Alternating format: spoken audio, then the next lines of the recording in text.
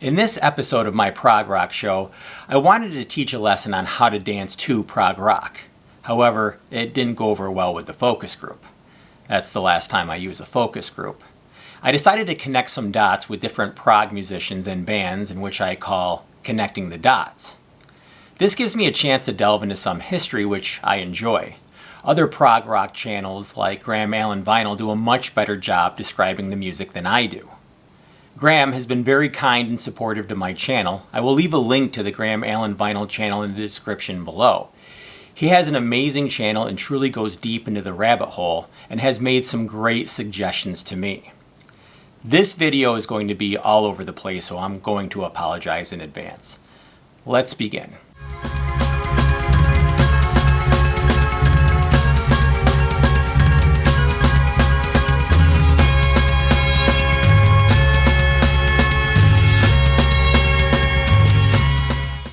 A number of years ago, my parents, my brother, and I went to Bethel Woods, New York to visit the Woodstock Museum. If you have not been there yet, I highly recommend it. The museum was very informative and really represented one of the most pivotal moments in music history.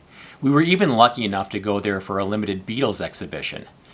There are two things I came away with from my experience. One, Woodstock was a very peaceful event in which they really caught lightning in a bottle, and two, prog rock was really not represented. This makes sense since it took place in mid-August of 1969 and prog was barely in its infancy. However, no real proto-prog bands that I did a video about previously were there either. Some were approached, but none were involved for various reasons. A year later, in August of 1970, the third and largest Isle of Wight festival took place off the coast of Britain with over 500,000 people in attendance. Prog was well represented, however it was not nearly as peaceful as Woodstock. So what progressive rock bands did show up to the Isle of Wight? Well, let's start off with Supertramp. Their first album just came out the month before in July. The band Gracious. They were performing their epic song Supernova, and they were having terrible mellotron problems, but that was okay because that was the first time anybody ever heard Supernova because that was coming out on their second album. The band Family, they were between two albums that year, A Song for Me and Anyway. The band Procol Harum was out for their album Home. Gary Brooker complained that there was a lot of sitting around and it was cold out and the smoke was billowing from the campfires over the stage. And also the Moody Blues were out promoting their album, A Question of Balance. They also had mellotron problems as well. See, if the power supply is inconsistent, then it slows the motor down and it'll put the mellotron out of tune, so you constantly have to tune it while you're playing at the same time. Jethro Tull wanted a sound check, so the audience got kicked out and had to pay admission again. Tull was blamed, and they did not intend for that to happen. And most notably, it was Emerson, Lake and Palmer's debut performance, if you don't count the gig they did a week earlier. The festival was well documented, with plenty of DVDs and CDs being released over the years.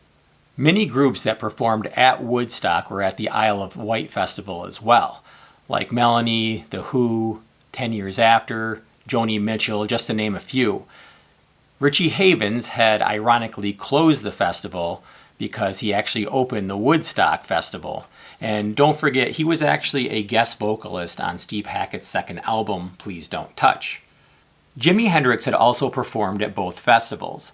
Although Hendrix was not really a prog artist, he was certainly a guitar innovator. His influence ran deep into prog rock. Hendrix was originally part of a band called Jimmy James and the Blue Flames. Accompanying Hendrix on guitar was Randy California, who was about 15 years old at the time. Randy's parents forbade him to go on tour in Europe with Hendrix, but as a consolation, he was allowed to form a band with his stepdad, Ed Cassidy, who was an established jazz drummer. Thus Spirit was born.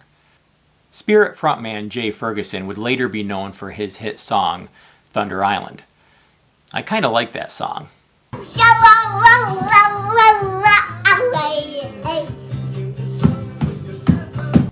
So does my daughter. Spirit was a glaring omission to my proto-prog video that I did earlier.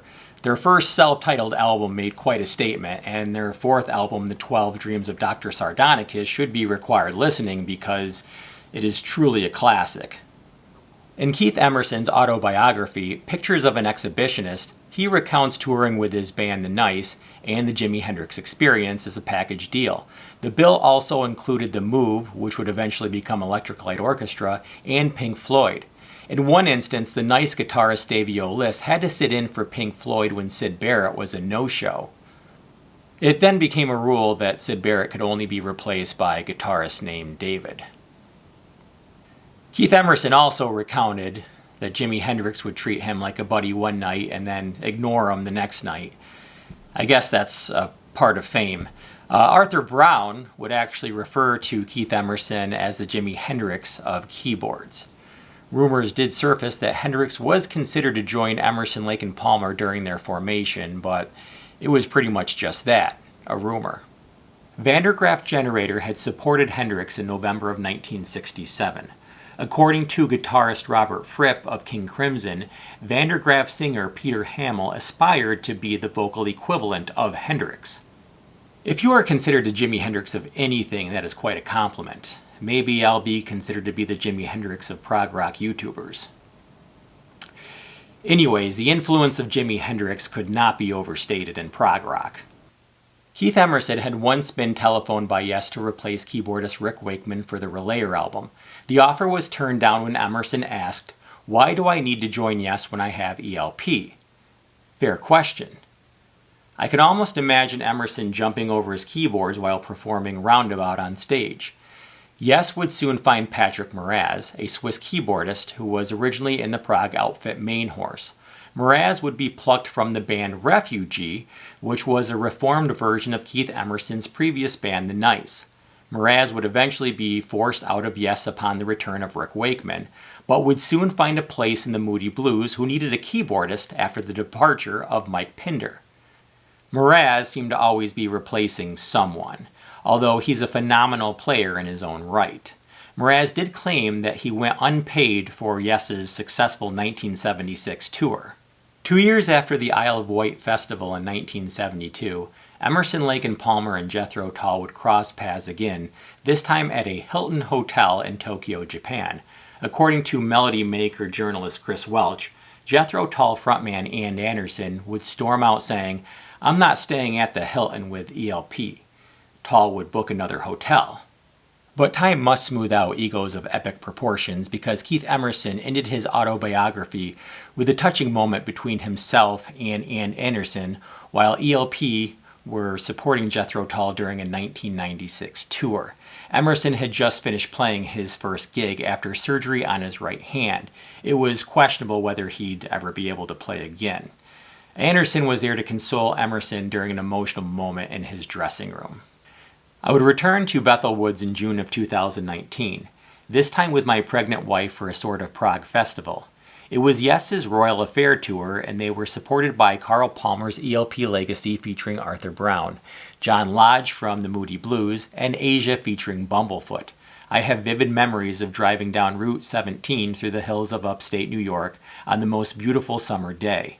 Everything was green and the sun shining. I unexpectedly met artist Roger Dean, a story for another time, as well as Carl Palmer for a second time and Arthur Brown. For a moment, all was right with the world. Bands that had started out in the beginning supporting each other to find success, whether in package tours or festivals, were once again supporting each other, as life should be. I hope you enjoyed this episode, although there was a lot to unpack. If I missed any other connections, let me know in the comments section below. Don't forget to like and subscribe, and I will see you on the next video.